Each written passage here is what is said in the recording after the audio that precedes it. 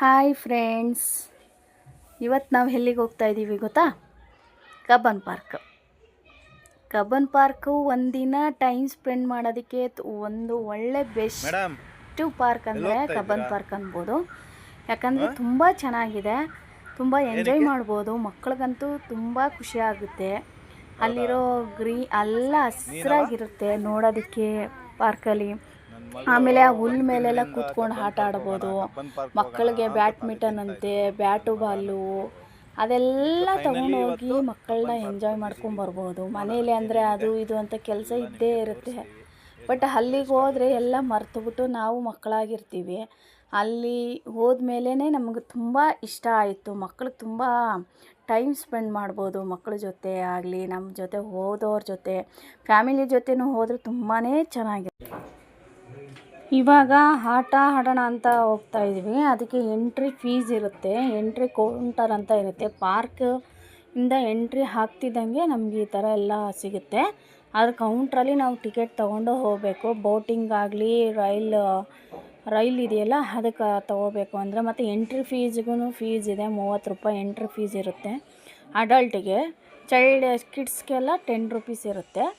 ನೀವು ಹೋಗ್ತಾ ಇದ್ದಂಗೆ ಎಂಟ್ರೆನ್ಸಲ್ಲಿ ಟಿಕೆಟ್ ತೊಗೊಂಡು ಎಂಟ್ರಿ ಹಾಕಬೇಕು. ಎಂಟ್ರಿ ಆಗಿದ ತಕ್ಷಣ ಈ ಥರ ಎಲ್ಲ ಸಿಗುತ್ತೆ.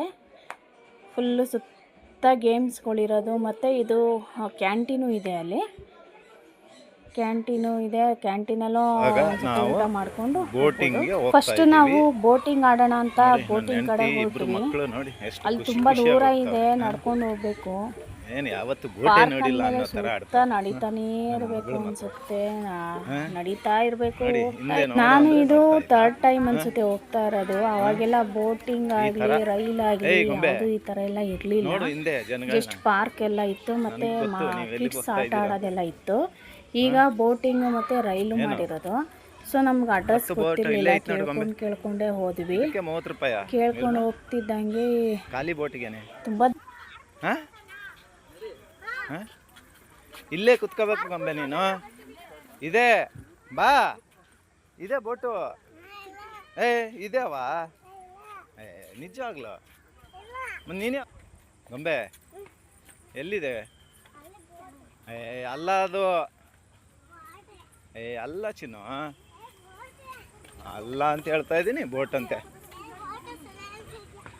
ನಾನು ಯಾಕೆ ಸುಳ್ಳು ಹೇಳಿ? ಹಾಂ ಗೊಂಬೆ ಎಲ್ಲಿ? ಹಾಂ ನೋಡಿ ಐಸ್, ಅಲ್ಲಿ ಬೋಟಲ್ಲಿ ಜನ ಹೋಗ್ತಾವ್ರೆ ನೋಡಿ. ನಾವು ಇವಾಗ ನೆಕ್ಸ್ಟ್ ನಾವು ಹಂಗೆ ಹೋಗ್ತೀವಿ ಇವಾಗ. ನೋಡಿ, ಇವಾಗ ಟ್ರೈನ್ ಬರ್ತಾ ಇದೆ ನೋಡಿ. ಟ್ರೈನಲ್ಲಿ ಜನಗಳು ಬರ್ತಾವ್ರೆ, ಹೆಂಗೆ ಕೂತಿದ್ದಾರೆ ನೋಡಿ. ಮಿನಿ ಟ್ರೈನ್ ಇದು, ಮಿನಿ ಟ್ರೈನ್ ಚೆನ್ನಾಗಿದೆ. ನೆಕ್ಸ್ಟ್ ನಾನು ಎಕ್ಸ್ಪೀರಿಯನ್ಸ್ ಮಾಡಿ ನಿಮಗೆ ಹೇಳ್ತೀನಿ ಹೆಂಗಿರುತ್ತೆ ಅಂತ. ಅಲ್ಲಿವರೆಗೂ ವೇಟ್ ಮಾಡಿ.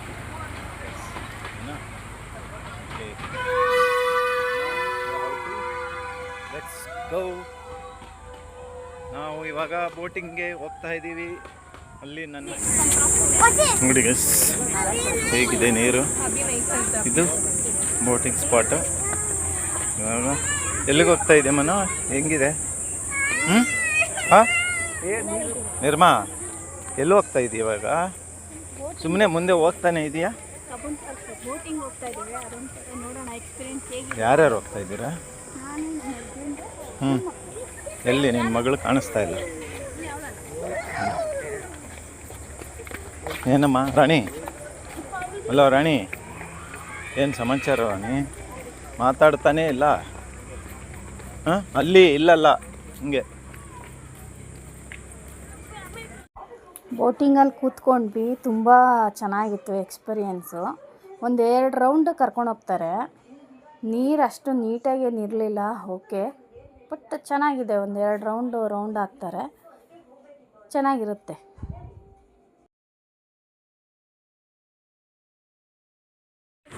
ಏನಾಗ ಹಿಂಗಾಗ್ತಿತ್ತು?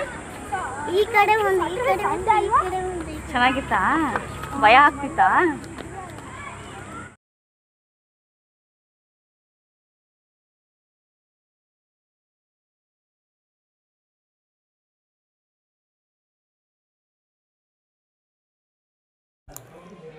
ಮತ್ತು ಬೋಟಿಂಗ್ ಎಲ್ಲ ಮುಗಿಸ್ಕೊಂಡ್ವಿ. ಅದಾದಮೇಲೆ ರೈಲಿಗೆ ಹೋಗೋಣ ಅಂತ ಹೋಗ್ತಿದ್ವಿ. ಅದಾಗಿದ ತಕ್ಷಣ ಇಲ್ಲಿ ಎಂಟ್ರೆನ್ಸಲ್ಲಿ ನಂದಿನಿಯಲ್ಲಿ ಐಸ್ ಕ್ರೀಮು, ಮಕ್ಕಳಿಗೆ ಪಾಪ್ಕಾರ್ನು ಅವೆಲ್ಲ ಐಟಮ್ಮು ಅಲ್ಲಿ ಸಿಗುತ್ತೆ.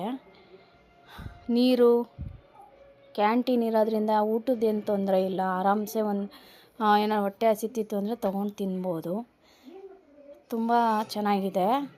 ಮತ್ತು ತುಂಬ ಗೇಮ್ಸ್ಗಳಿದೆ. ತುಂಬ ಸಪ್ರೇಟಾಗಿ ಗೇಮ್ಸ್ಗಳು, ಕಿಡ್ಸ್ಗಂತೂ ತುಂಬ ಗೇಮ್ಸ್ ಇದೆ. ಅಲ್ಲೆಲ್ಲ ಆಟ ಆಡೋದೆಲ್ಲ ಇದೆ. ಜಂಪ್ ಮಾಡೋದು ಮತ್ತು ಕೊಲಂಬಸ್ಸು, ತುಂಬ ಗೇಮ್ಸ್ ಇದೆ. ಕಿಡ್ಸ್ಗಳಿಗೆ ಮಾತ್ರ ಒಂದಿನ ಟೈಮ್ ಸ್ಪೆಂಡ್ ಮಾಡ್ಬೋದು. ಬಟ್ ಎಲ್ಲದಕ್ಕೂ ಚಾರ್ಜ್ ಇದೆ. ಮಕ್ಕಳಿಗೆಲ್ಲ 10 ರೂಪಾಯಿ ಅನಿಸುತ್ತೆ, ದೊಡ್ಡವರಿಗೆಲ್ಲ 30 ರೂಪಾಯಿ ಕೊಡಬೇಕು. ಎಲ್ಲ ಆಟಕ್ಕೂ ಚಾರ್ಜು. ಸುಮ್ಮನೆ ಎಂಟ್ರೆನ್ಸಲ್ಲೂ 30 ರೂಪಾಯಿ ಅಂತ ತೊಗೊಳ್ತಾರೆ. ಒಳಗಡೆ ಪ್ರತಿಯೊಂದು ಗೇಮ್ಗೂ ಒಂದೊಂದು ಚಾರ್ಜ್ ಮಾಡೇ ಮಾಡ್ತಾರೆ. ಅಲ್ಲಿ ಕೌಂಟ್ರಲ್ಲಿ ತೊಗೊಂಡು ಆಡಬೇಕಾಗುತ್ತೆ. ಮಕ್ಕಳ ಕಿಡ್ಸ್ದು ರೈಲು ಬೇರೆ ಇದೆ. ಮತ್ತು ಇದೊಂದಿದೆ ಆಟ ಆಡೋದು.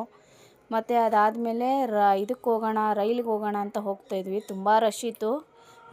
ನಿಜವಾಗ್ಲೂ ರೈಲ್ವೆ ಸ್ಟೇಷನ್ಗೆ ಹೋಗಿ ನಾವು ವೆಯ್ಟ್ ಮಾಡ್ತೀವಲ್ಲ, ಅದೇ ಫೀಲೇ ಆಯಿತು ಈ ರೈಲು ಹತ್ತಕ್ಕೂ. ಅಷ್ಟು ಕ್ಯೂ ಇತ್ತು. ಎಷ್ಟು ಜನ ಗೊತ್ತಾ ರೈಲ್ ಹತ್ತೋದಕ್ಕೂ ಸೇಮ್ ಫೀಲಿಂಗೇ ಆಗುತ್ತೆ. ನಿಜವಾದ ರೈಲು ಇದಕ್ಕೆ ಹೋಗ್ತಾ ಇದ್ದೀವೇನೋ ಅನ್ನೋ ಥರ ಫೀಲ್ ಆಗುತ್ತೆ. ಸೇಮ್ ಯಾವುದೋ ಒಂದು ರೈಲ್ವೆ ಸ್ಟೇಷನಲ್ಲಿ ವೆಯ್ಟ್ ಮಾಡ್ತಾ ಇದ್ದೀವೇನೋ ರೈಲಿಗೆ, ಯಾವುದೋ ಊರಿಗೆ ಹೋಗ್ತಾ ಇದ್ದೀವೇನೋ ನಾವು ಅನ್ನೋ ಥರ ಆಗುತ್ತೆ.